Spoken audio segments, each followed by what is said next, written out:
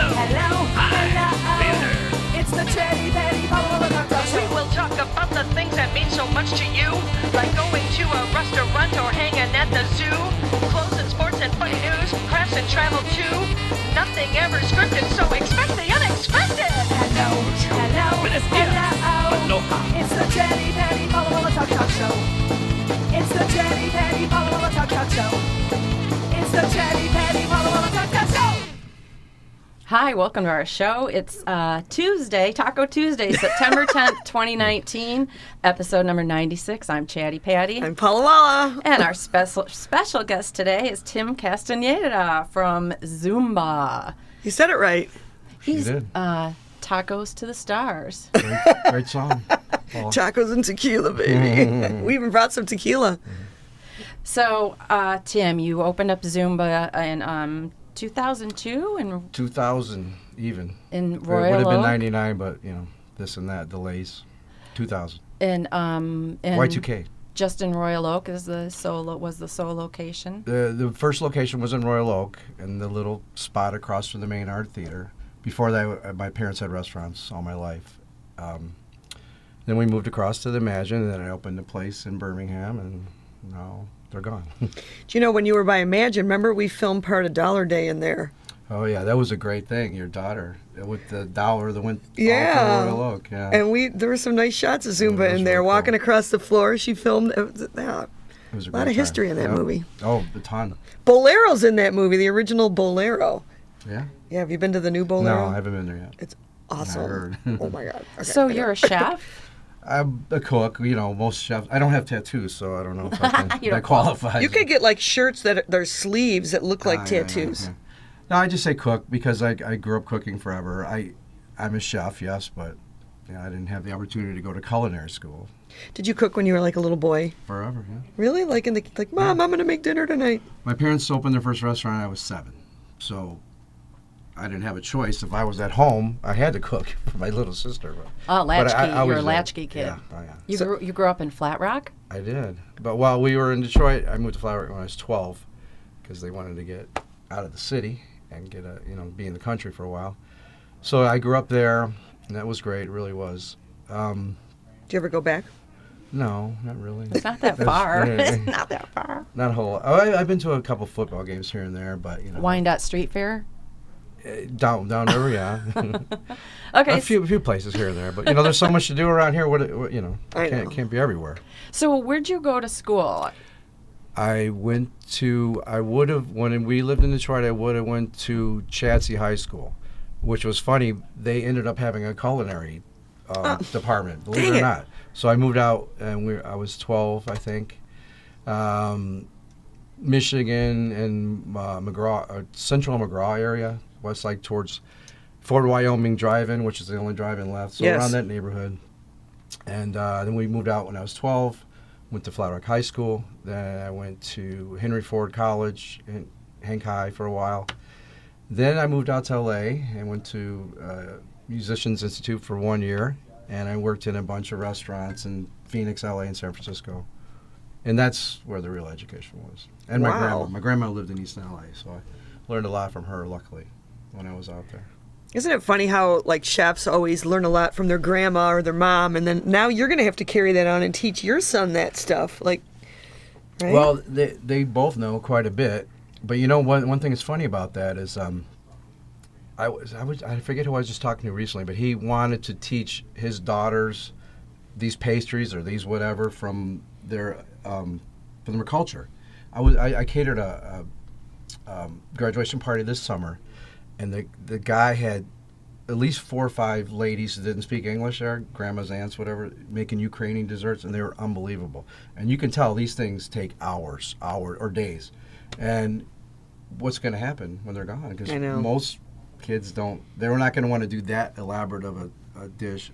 Hey, And I just don't saw wanna- that grannies are videos on YouTube on how to make old Yeah. school pasta. Yeah. The mama Well, it's mia, important the because pasta, that and was the the way grandma's they learned. recipe. Hanging out with grandma or mom. I But, can't even teach my kids to make mac and cheese. They're like, "Ow, we know how to do that." Yeah, it's like, no, you don't. It's dying. It's a male-oriented field, right? Now, because most ladies Wow. don't cook that much. I do. I beg to differ. My wife doesn't cook. She's an engineer. She doesn't have to. So you have a lot of experience with catering and also, having a location in a restaurant. Which Right. is more fulfilling or more difficult? Well, that's a tough question. There's pros and cons. The pros are if you have a location, people are coming to you. The good thing about catering is you're doing it all. You're getting a bigger slice right off the bat, a bigger ticket. The hard part about catering is it's like a musician, same thing. Before and after, the actual playing or serving is a lot easier, but it's first taking the order and figuring out what the customer wants, and that could go on for 6 months. And then putting it all together and then getting it there, and you never know what you're going to encounter on the road, traffic and all that, and then getting to the venue and figuring out where do I go, who do I talk to, how do I get in, I all need that ice. stuff. Where's ice? Where's the plugs? Just on all and on, that. you know? Yeah. And there's always the fear, what did I forget? What don't I have that I'll need? And then loading, and so it's then a longer process. Do you regret it then? You're like, why did we sign up for this? Many times, many gigs. Some people are just unpleasant, but I've been very lucky that I'm pretty much 100%. I've pulled off every party since. Good for you. Years. Like, what are some back. festivals that you've served at? I've done quite a few. I've done Arts, Peace, and Eats several times. Back West Grand Boulevard was the Music Detroit. Oh, Taste Fest. Which was always in front of great the Fisher music, and it was Theater. always Oh, right there. I miss Taste Fest. So I've done that several was fun. times, but they're similar, and it's kind of like camping, cooking, because you're out there. You don't Yeah. know what's going to happen, weather-wise, and you have no idea. It's really you really have to be prepared. Have you ever thought of like getting a food truck? I've heard that. I've got asked that every day for the last 20 years, but there's So a I lot guess to that. no. There's a lot to that, and it's a young man's thing. It really is. Really? I worked in a commissary with three of the main trucks in Detroit, like the first guys, and they're all 15 years younger than me, but it's very demanding. It's very hard. First, you got to get a vehicle that runs. Then you got to fix it up. Then you have to, do it. You put your kitchen and whatever else you want in it, and you have to keep it running. Where do you buy these vehicles? Is there like an don't know. automotive company that sells food trucks?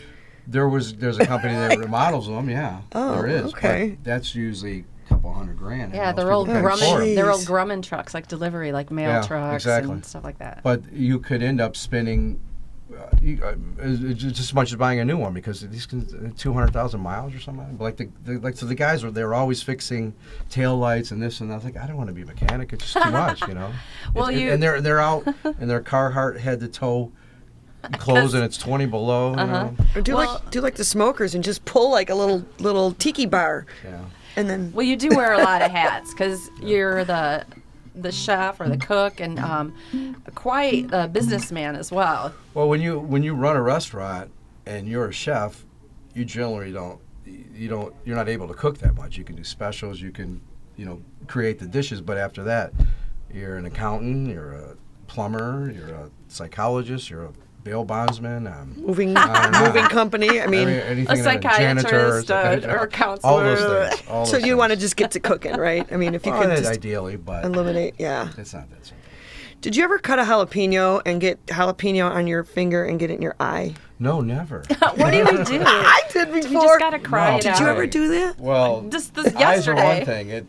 Oh yeah. Uh-oh. Oh, ruh-roh. Ruh-roh. Go to the bathroom. You learn once. I did it But- once. Put my contact in, and Oh God. it burned for like a Well, month. luckily, everybody uses gloves so much now. Yeah. It happens once in a while, but you're smarter than that. What's your death row meal? Is it Mexican food? I don't know. Wow. Got me on that one. Mine, has always been pizza, but I love Mexican food. Like, I could eat Mexican food every day. We're lucky that it's a very popular. It's cuisine. super, like Yeah. anything with cheese. What kind of cheese do you like the best for your, like, enchiladas? Well, what I use is either brick or Munster or white cheddar. Oh. Brick is what buddies use. It's a white cheddar. Yeah, I just found that out for my homemade pizzas, and it makes the Brick. biggest difference in the world. Where do you get it? It's super melty. I don't like it regular I can buy it stores, at I'm not Holiday sure. Market. Yeah. It's yeah. called brick cheese? Brick cheese. Oh. Wisconsin brick. It's white cheddar. Oh. But there's so many Mexican cheeses that, well, they're more popular nowadays. The crumbling cheese is like a feta. Cojita. Cotija. Okay. Don't say chipotle. How do you say that? Chipotle. Oh. But people say it all the time. It's like the P and the T are. It's way, but it's cotija. I watch cooking shows all the time, and do you ever char your peppers right on the grill, All the on time. the stove, On on the the fire? fire, yep. Okay. That's the Great. best way. If you have, your stove is set up with the grates correctly. Otherwise, you can use a flame or you can broil, but that's the quickest way. And then you put them in a bag. Let them sweat a little bit. peel So them I out. remember at Zumba, my favorite order was the street taco, or was it a city taco? It was super plain and had cilantro and onions and steak. Right, I really like that. Okay, I'm glad you brought that up. So, when I first opened, I had on the menu street tacos and American tacos, right?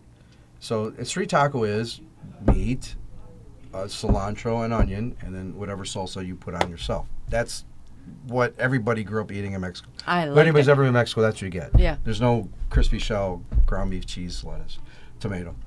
So I put that on the menu, and I had to take it off after a year because it was just like, especially with the concept I had, or the Subway style, where if they see it, they'll want it. So it was just useless because people would say, "What's the difference between street taco?" Well, when I first opened, and people never heard of a fish taco. I love You fish know, and tacos. only people from California, or I knew if people were from Texas, California, or New York, just because they knew these things, and now it's like Taco Tuesday. These guys think You they get anything you reinvented the want in it. tacos. Like they think of a taco as a tortilla, and you put it in, you put some stuff in it, and you eat, and you get back to work. That's the purpose of a taco. Right. And now they've really taken it to a different level. But the street taco, you see the term everywhere now. And I had to stop using because I was too far ahead. When I first moved to California, people didn't know what cilantro was, and that was 80.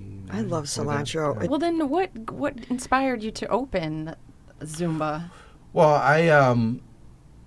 I knew Chipotle was coming. People didn't know about it. It was in Colorado only, and then Qdoba, and there was another one that it was.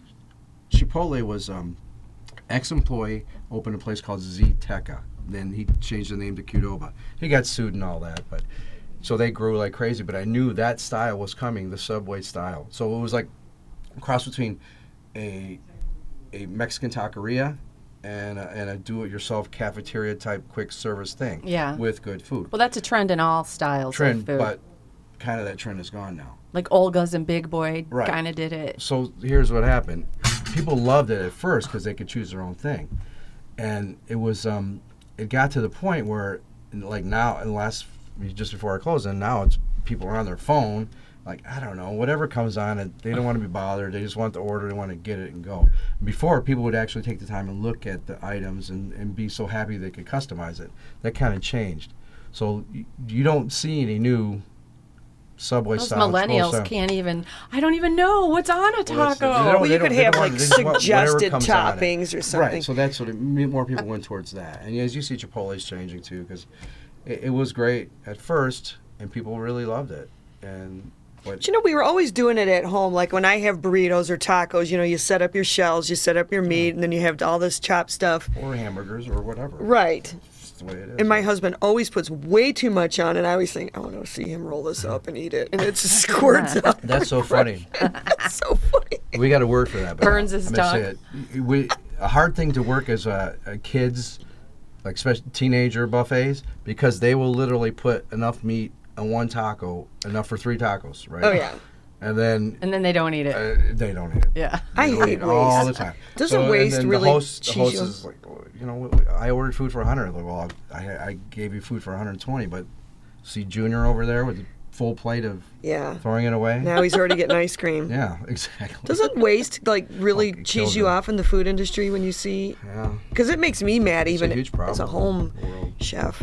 Yeah, when, it does. When I make tacos, I put the meat and the cheese in it already, and then serve it out like that. And then if you want other Good. stuff on top, you go for You it. got a portion. So I just kidding when I say tacos to the stars, but you are friends with a lot of musicians, and how did you meet everyone? Well, they're stars to me. You guys are stars. You know? You're on the show. Yeah. Well, how did you meet Paula?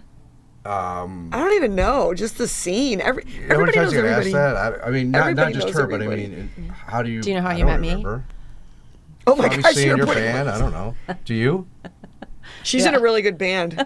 No, I said, did you remember how She's a you met me? dancer. Well, Probably at the free beer. Edelman's Chili Cook-Off. Yeah, That's probably what I'm chili saying. cook-off. Yeah. Well, I wouldn't know specifically one night or So- when, but Which Speaking- I won. Yeah. The first time I Did you? entered, I won. Good. First So place. speaking of Just chili season, what do you have in store?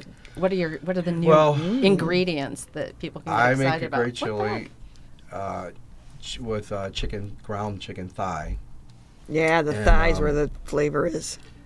It's good, but It's got the fat in it. I generally don't cook it in smaller batches because the old days I cooked it in Vats. 20-gallon thing. So Oh, so you naturally cook for like 30 Yeah. 30 to 60 people. yeah. For us, it's scaling down as opposed to the home cook scaling up. And you got to buy the bone-in thigh, right? Do you buy the bone-in? Well, I get it Oh, ground. yeah. Oh, So. You can't. where can I get that? Yeah, I need to know some of your You secrets gotta where you know get this somebody, new. yeah. Really. Get a grinder, They Paula. grind. They grind white, breast meat, but not thigh. Right. Right. Or mixed. Sometimes I've seen mixed. Have you? Okay. Well, the white meat's just way too dry. Mm-hmm. Yeah. I might make some this weekend. But that chili cook has gotten crazy, where it's like How many vaguely chilies chili. can you eat? Oh, I know. You know what I mean? Well, I don't know if some of them are chili. So do you like gravy. really hot? Oh yeah. You like the spicy? What's the hottest pepper you can eat? Well, I like habaneros. Those are hot. It's gotten like crazy now, like dangerous. Don't rub your eye. crazy. I mean, you can't even. They're not edible. Can you They're eye weapons. a jalapeno and know which one's going to be Well, hotter? the ones with more, which none of these are, the ones if you see the white veins, that means they're more mature and they're hotter. Like those white lines. There's nothing really there. It just Okay. I just thought like a squirrel scratched that up. No, it's because Squirrels aren't going near a jalapeno. The sugar's concentrated or something. I'm not sure. Interesting. But see those lines like that will be Yeah, hotter. I can feel them. Do you make stuffed jalapenos? I have before. Yeah. I like those. Oh, my But you gotta dad used get to the say, "It's Mexican roulette. You never know what you're gonna get." What are Some some hot, new some are hot. trends in Mexican food that you see foresee? Well, God, there's. More sour cream. I love sour cream. What about shishito peppers? Shishito Oh, peppers are, That's like are big. Japanese, isn't it? They're Japanese. Oh, sorry. Patty likes to cook. Those are the hottest. When you see them at Costco, that's the hot. They're but they're. I mean, not hot. They're hot popular, but they're not hot. Hot popular. I don't know how they came out. I don't know how that happened. Here's where I get confused when I go shopping for Mexican ingredients is there is like 7 different sizes of burritos. Why? Tortillas. Or tortillas. Yeah. Well, they're for the different jumbo. purposes. Okay. Like the burritos I made were just regular 10-inch tortillas because we didn't roll them. So that's where you. But if oh. you have a burrito you want closed, you have to use a 12 or 13. You have to use a big. That's like tortilla, a 'cause you have to 24-inch close it. burrito that you're showing me there. Okay. You have to be able to close it. You have to have bigger ones. And there's thicker. There's thinner. There's the corn tortillas are made. Some are made for making enchiladas. Some are made for the table. There's, it goes on and on. Corn tortillas are hard to deal with. How do you deal with those? They just crack. Especially So the I know. Azteca It's funny Okay. you say that. I'm gonna, because when I make tacos at home, I use the corn tortillas and I fry them in Well, then they get hard. vegetable oil. No, Then it's you a gotta- tostada. It doesn't get that crispy. I just use a lot of oil. You just soften it. Yeah, I just Like soften you're it. like So you're it's gonna make an enchilada. So it's That's how you like do it. dripping grease. Well, that's funny because that is the thing. A street taco was a corn tortilla, not Right. flour. The difference of the corn and flour, the corn needs to be cooked almost twice as long because it's very brittle.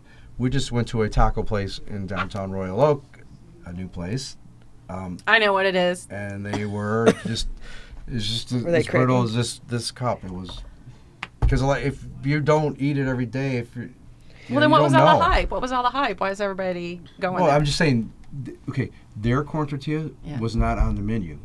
Oh. And the purpose they didn't have it on the menu because of that reason is it has to be softer and it takes twice as long to soften. Oh. When we had those presses at the restaurant, Right. I'd always preach and preach and preach. Twice as long. So if you buy them at the store Longer in a is package, better. how do you deal with them? Well, that's the same thing. Those you are have to uncooked? No, they're cooked, but they needed to be heated up longer. Okay, with a bunch of oil in it like she does. Well, if she does it that way. But I'm just saying, in general, you just can't throw it in Right. the microwave, and it has to be longer. I have a tortilla warmer I got at Aldi, Okay. and I like that. And you just put it. You can put pancakes in there too. You just put a bunch of them in, and then in the microwave, and they stay kind of moist. It's a steamer thing. Yeah. Yeah. I like those. Yeah. Or you can steam it in the package. But you just need to cook it longer than the flour. And you have to eat it immediately. Yeah, I guess there's no way about it. That's where the street taco name came from. It goes from his hand to your hand. You're eating it right there. They don't travel great. Well, I like what Taco Bell came up with the flour and the corn. Yeah. Is that a gordita? What? I love Taco Bell. Do you like Taco Bell? Yeah, no. Oh, I love Taco Bell. Do you like Del Taco? I don't really. No. Why would he, He go doesn't there? go there. Why? No, that was called the double layer. Or Yeah. One time I put those on special when they put it out. I did a special with the double. Yeah. So they put the soft flour tortilla, put some beans and really really thin layer of beans. Yeah. That's the glue and the crispy shell and that's it. I like the glue, Double the beans. layer or I use whatever it's beans called. for glue and a lot of things like that. So I read that you participated one time in on Valentine's Day dining in the dark. Did you cook for that? Yes, we did a Valentine's special with my good friend Kathy Vargo, of course. She roasted me into a lot of things. How dark was it? Like, could people? Well, no, it wasn't dark. It was blindfolded. Oh, so So people are just my like, they don't know what they're eating. What were you serving? hot peppers. No, I had to work hard to create a unique menu. So it was 4 courses. I don't remember right offhand what they were, but I did 4 different courses, and people didn't know what they're getting, but it wasn't anything fun. crazy. And So you were the sole chef? Well, I had helpers, but it was my menu. Like she has, so and so's doing it, and whoever they get to help. I've helped her serve 2 other ones, and they're fun. And people really love them, you know. Sounds And it's hilarious. people who really know food and like food. And up front, you have to get an allergy list and just. Oh, yeah. You know, Do they talk out loud like, I think it's a taco, Oh, yeah. or it Oh, fell yeah. out of, I mean, Yeah. they're just talking the whole time. That's really cool. And the one I did was at the Great Lakes Culinary Center, and it's just an awesome place, kitchen wise, and it's probably seats like 60 or 70, so it wasn't, or maybe 100. And Sean Blackman was playing, and Super it was cool. really cool. Yeah, people loved it. I bet you, as like being the chef and watching people eat blindfolded was pretty funny. Yeah, Like, were they getting food all over themselves? And yeah. I like that. We should do that, Patty. Let's do I'm gonna do that at my Let's house. do naked dining. Naked and blindfolded. Naked and afraid dining. Remember, Paul and I, we really got into that one show where you had to eat creepy stuff like bugs and stuff. What was that show? Oh yeah. Well, Fear Factor. Yeah, Fear Factor. But Used I to like- make the kids eat weird stuff. There's a new show on TV, Gordon Ramsay. He kind of drives me crazy, but he goes to different places in the world. Have you seen the show? Yeah, It's kind of cool. It was And in Peru. he has to climb mountains to get this certain. Yeah. What's Goat. your favorite foodie TV show? Wow, I don't like those competition ones. I know No, that. no. I think they're just ridiculous, you know. And like then Chopped. these I do goofballs like that Chopped. come on there. I don't know. There's so many. Alta Brown is the best. Always been the best. I don't know. A lot of seen people his say whole that. thing. Yeah, I've he's the heard one He's- that does he's the incredible. crazy Okay, scientific. because he comes Is that at guy it from a different Africa? angle. Is that the guy from Ethiopia? No. No, I'm sorry. no, that's Samuelson. Okay, sorry. Alton Brown was a judge on many of the shows. What's the one with the Japanese guy? Iron Chef. Iron Chef. So he was a host on there. And he's very informative, very smart. The guy, he was a film major and an actor, Okay. and then he started cooking, and he put the two together. And just Yeah. if you haven't seen his shows, the production is incredible. Like a spoon will come, like he'll just be standing there, and all of a sudden it'll come right in his face. Oh, and right, grab right. the tongs. But he shows you that there's always not one way. You know, you can get to the same way. You get the same results, just a little different way. Right. One thing I mean, all the time. You always learn something from him. He's it's just a great show. But that kind of stuff, and like the old Emerald show, then before the BAM, when he it was like just him in his living room talking with that accent, talking about New Orleans, and I know that's where you really learn. These guys are one-on-one, and there's no bells and whistles, and I do like watching somebody's not crying about getting kicked off the show, and that you really can learn something. Do you go to Mexico very often? Often enough, but. Well, I read that your dad's from Monterrey, Mexico. That's from Monterey. And I was wondering if you went there. I haven't been to Monterey in a while, and it's. But I've been. When I lived in L.A. and Phoenix, I went there a lot, much as I could. I've been there a lot. I've been there a couple times, but the food is completely different there. Well, it's completely different, and each region is different. Yeah, you know, I and bet. it's a big country. People don't realize it's not. One size fits all. Well, like the A lot of United different States, you go to each state Right, and they're serving exactly. something different for dinner. Right. I like huevos rancheros. Me too. I just love Mexican Well, food. I just you bring love up it. something like that definition, more or less, you'll get it almost the same way in Mexico all the time. Stupid. But here, you see menus, brunch is hot right now. You see menus like, it's so different, it's not even close. But that's the liberty. I like a wet burrito. You are a wet burrito. You know what I really like, and I don't know if I've made this up. I'm sure I haven't, but breakfast nachos, where you take your chips and scrambled eggs and then load it up. You didn't make it up. I never heard of it, and I did it, so I think I made it up. But it's really good. I love that. And if you put corn tortilla chips in scrambled eggs, they get soft, and it makes this whole different. Well, there's two things. There's chilaquiles, which you see those a lot on fancy brunch menus now, which is a casserole. Rachel Ray talks about them all the time. Leftover pieces of tortillas. You use a sauce, and generally it's a casserole, or you can do it all in the saute pan. And you bake it with cheese, and then you do scrambled eggs or over easies on top. And then another dish is migas, M-I-G-A-S, which means little pieces, and that's more Tex-Mex. And what that is instead of a casserole, it's all scrambled together: tortillas, vegetables, sauce, cheese. I love that. I just love Mexican food. So we make that all the time for breakfast.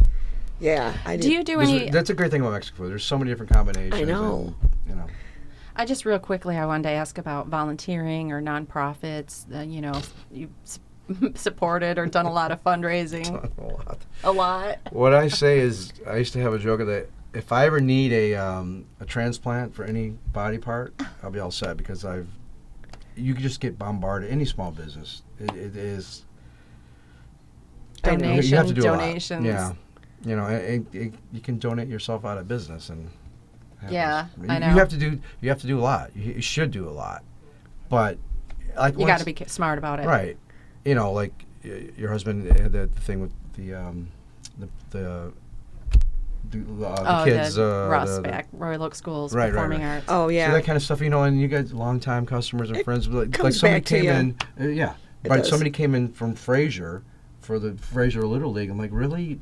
Yeah, it means a lot. We thank you Try for and keep it in your thank community. you. Yeah, I know but we're paying. They were but just we thank you. cold calling. They'd never been in. They'd never heard of me. They were just going down the line in Royal Oak. Well, thanks again, Tim from Zumba. That's another episode. Thanks for watching the Chatty Patty Palo Alto Talk Show. Show.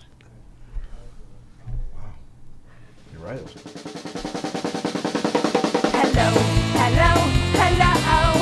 It's the Chatty Patty Palo Alto Talk Show. Hello. It's the Chatty Patty Palo Alto Talk We Show. will talk about the things that mean so much to you, like going to a restaurant or hanging at the zoo, clothes and sports and funny news, crafts and travel too. Nothing ever scripted, so expect the unexpected. Hello. It's the Chatty Patty